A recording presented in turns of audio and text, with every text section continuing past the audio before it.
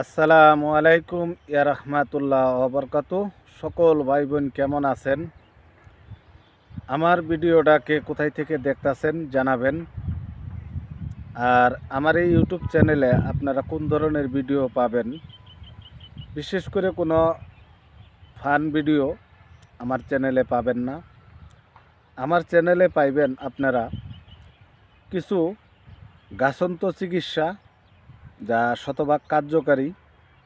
এগুলা আমার নিজের অভিজ্ঞতা এবং যা আমাদের পূর্বপুরুষ এই চিকিৎসাগুলি করছে, যে গাছগাছলা দিয়ে, যে গাছগাছলার রিসার্চ রেখে গেছে আমাদের মাঝে। উনি হলো একজন নবী না, উনি হলো লোকমান হেকিম।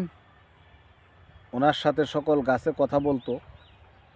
তো ওনার রেখে যাওয়া যে সকল চিকিৎসা টুকটাক আমরা করে থাকি মানুষের, তার মধ্যে অনেক চিকিৎসায় আমি দিয়ে থাকি।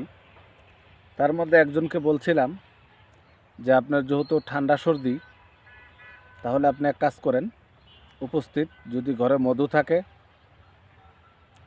তাহলে আপনি 1 টেবিল চামচ মধু 1 গ্লাস গরম পানির মধ্যে দিয়ে একটা লেবুর রস দিয়ে খাওয়া দাওয়ার আধা ঘন্টা পরে এভাবে দিনে 2 বার খান। আল্লাহ রহমত আপনার ঠান্ডা সর্দি ভালো হয়ে যাবে। যদি কাশও থাকে ভালো হয়ে যাবে। যেমন অনেক সময় বাচ্চাদের আপনার পাতলা পায়খানা হয়। তো আগে দেখতাম আমাদের মাও চাচিরাই দেখতাম যে এখন আপনারা যেই থানকুনি পাতা নামে আপনারা যে পাতাটা চিনেন, আমাদের এলাকায় এটাকে বলে ডুলবাইগুনের পাতা, অনেক জায়গায় কয় ডুলমানিকের পাতা, ছোট ছোট গোল গোল পাতা। এগুলা ছেঁচে খাওয়াইলে ভালো হয়ে যেত। আসলে ইমানে বিশ্বাস করে এখনও যদি আপনারা এগুলা ছেঁচে খাওয়ান, ছোট বড় সবাই খেতে পারবেন। এই পাতার মধ্যে প্রচুর পরিমাণ ভিটামিন আছে, চোখের দৃষ্টিশক্তি ভালো করে, আপনার চোখের যে লাল দাগ হয়ে যায় অনেক সময়, এটা ভালো ক্লিয়ার করে। আমি তুলসী পাতা দিয়ে আর কাঁচা হলুদ মধু দিয়ে একটা মিশ্রণ ঠান্ডা সর্দির জন্য বলছিলাম। এটাও আল্লাহ রহমত পরীক্ষিত করা, আপনারা চাইলে চেক করতে পারেন। আমি শিমুলের মূল যেটা আর কি, গাছ বলতে আপনারা কতটুকু বোঝেন জানি না। ঢাকা শহরের আশপাশে ফুটপাতে আশেপাশে গলিতে অনেক জায়গার মধ্যে শরবত বিক্রি করে। আপনারা ওখান থেকে এইভাবে শরবত না খায়া বাইনেতির দোকান থেকে সমস্ত মাল নিজে কিনবেন, ঘরে বসে আপনারা শরবত বানায় খাবেন। এই শরবতে আপনার কোনো সাইড এফেক্ট নাই।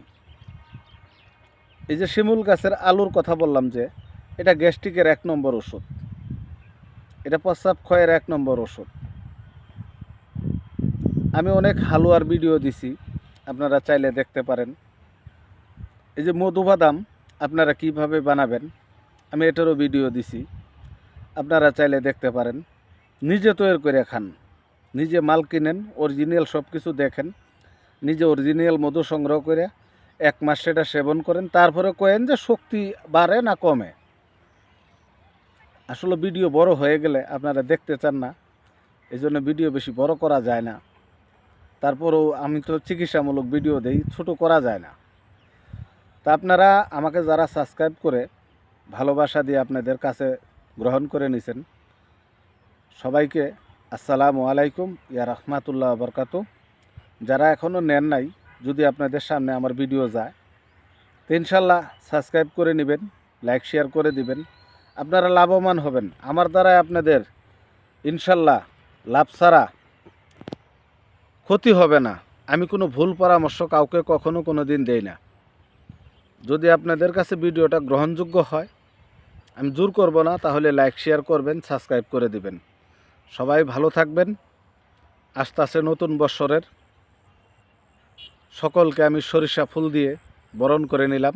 এই যে এখানে পর্যাপ্ত পরিমাণ সরিষা ফুল আছে, আর এই জায়গাটা অনেক সুন্দর, তাই চাইলাম যে নতুন বছরে একটি ভিডিও আপনাদেরকে উপহার দেই, ভালো একটা জায়গার মধ্যে বসে। আসলে আমি বসে ভিডিও বানাইতেছি।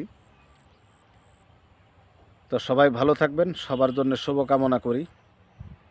আল্লাহ যেন সবারই সাফল্য করে দেয়। আসলেও সাফল্য করার মালিক আল্লাহ।